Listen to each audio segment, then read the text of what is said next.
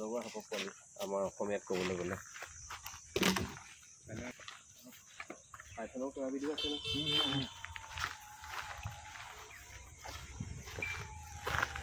ভাইটি আহা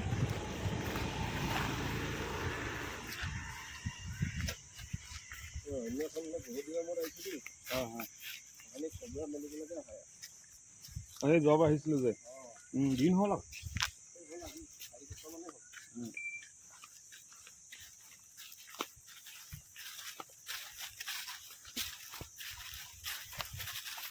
এতিয়া ভাল হ'ব নেকি ন? ঠিকে হ'ব।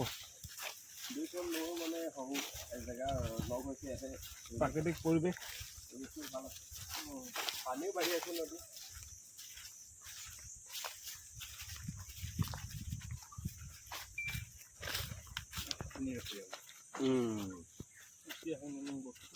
এতিয়া বৰ বেগ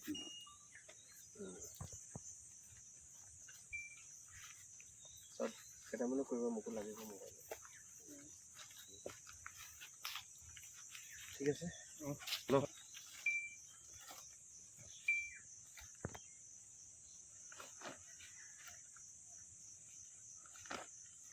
তুমি দেখিলে আছিলা আগত চাই মনতো চাইড কৰি আহিছিলে তুমি তুমি আহিলে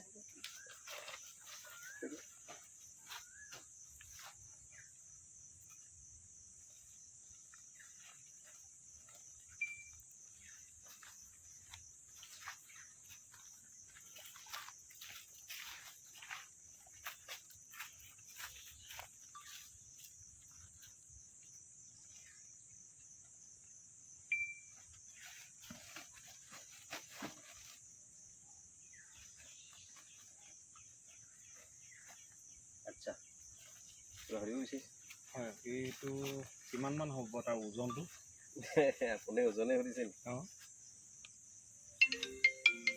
সৰু 4.5 কিলোমান হ'ব পাৰে হেল্ল' মইতো ৱেইট কৰা নাই বাৰু এনেই অলপমান নিজে হেৰি ল'লোঁ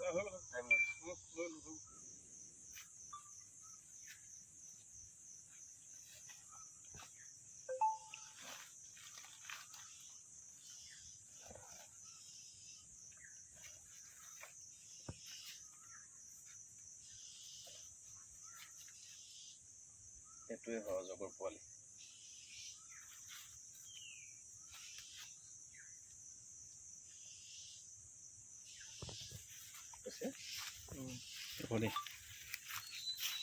দুখনতে ধৰি থাকক দুখনতে ধৰি আছোঁ নামটো কি সেইটো এনেকৈ নাই পাইথন হয় আৰু আমাৰ ইয়াতো অজগৰ জালপুৰীয়া অজগৰ বুলি কয় জালপুৰীয়া এতিয়া মেইন কথা হ'ল ইয়াৰ চকলাখিনি লৈ লৈছোঁ পিঠিত যে যিখিনি চকল আছে ক'বলগীয়া কথা কিছুমান আছে এনেকৈ লোৱা হৈছে ন ঠিক আছে মুখৰ অৱয়ৱটো লোৱা বুজিছা ঠিক আছে অ'কে মই কথাখিনি পাতিম বাৰু বহুত ফূৰ্তি লাগি আছে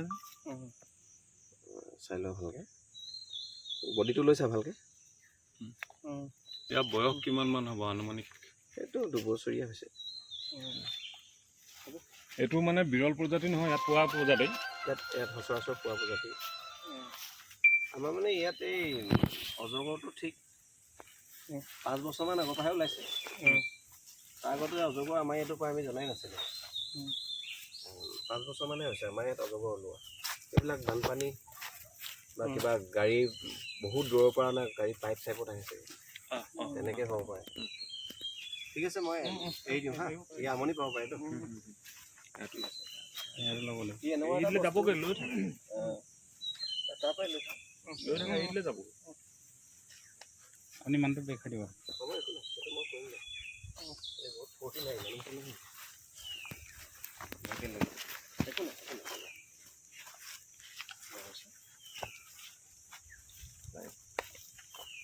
পানী টাইম দেখোন চিনেমাখনৰ মতে লাগিলে নেকি অজগৰো এনেকুৱা মানে গতিবেগ দেখা নাই আগত এনেকৈ পাৰ হৈ গুচি যাব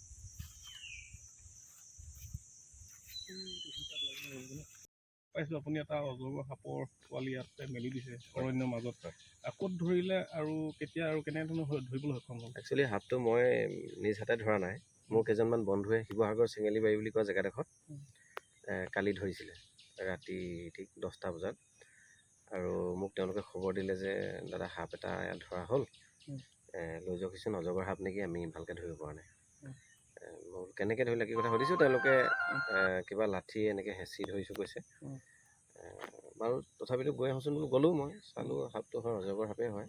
ঠিক আপোনালোকে দেখিছে সাপটো ইতিমধ্যে 6 ফুট 4.5 ফুট 6 ফুট হ'ব অজগৰ সাপৰ পোৱালি, জালপহী অজগৰ বুলি কয় আমাৰ ইয়াত। সেই সাপটো তেওঁলোকে ধৰি ৰাখিছিলে আৰু মই আনি এতিয়া ধৰক জংঘলত থাকে দিছোঁ। হয়, লগতে আৰু এটা কথা ক'ব বিচাৰিম যে যিহেতু সাপ বুলি ক'লে সকলো মানুহে আচলতে সচৰাচৰ আমি জানো যে কি বিষাক্ত সাপে যদি দংশন কৰে মানুহৰ তৎক্ষণাত মৃত্যু হয়। তেনে ক্ষেত্ৰত এনেধৰণে সাপ ধৰাটো কিমান যুক্তিসংগত আৰু তেখেতলোকে কেনেধৰণৰ ব্যৱস্থা গ্ৰহণ কৰিব লাগে, আৰু আপুনি কিমান দিনৰ পৰা এই সাপৰ লগত ধৰাৰ লগত জড়িত হৈছে? মই আগৰ নিউজতো এই কথাটো সুধিছিলে, মই কৈছোঁ। এতিয়া যোৱা বছৰ কৈছিলোঁ মোৰ সাপ ধৰা 26 বছৰ হ'ল, এইবছৰ 27 বছৰ হ'ল আৰু। মানে সাৱধানতাটো মানে কি, একেবাৰে 26 বছৰ ধৰি আছোঁ যদি অভিজ্ঞতা অকণমান হৈছে। কোনো মোৰ চৰকাৰী চাৰ্টিফিকেট নাই সাপ ধৰা, প্ৰথম কথা হ'ল সেইটো ক'বই লাগিব। দ্বিতীয় কথা হ'ল সাপটো যি সাপেই নহওক ধৰিবলৈ কেতিয়াও নাযাব, অনভিজ্ঞ ব্যক্তিয়ে ধৰিবলৈ নাযাব, কাৰণ কোনবিধ সাপ বিষাক্ত তেওঁলোকে নাজানে আৰু কোনবিধ অবিষাক্ত এইটো নাজানে। গতিকে